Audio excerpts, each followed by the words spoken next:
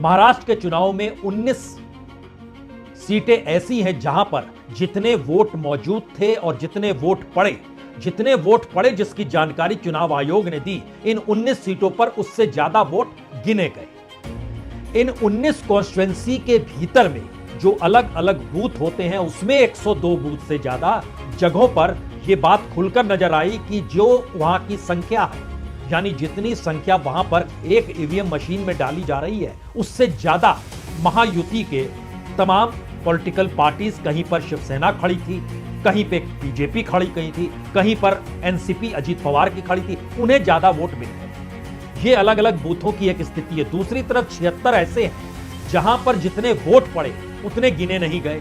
यह एक नई स्थिति निकल कर आई और इनके भीतर का सच यह भी आया कि तकरीबन 221 बूथ ऐसे नजर आए जहां पर अगर जीती हुई परिस्थिति में वो तमाम वोट गिने जाते तो परिणाम इन जगहों पर उल्टा होता।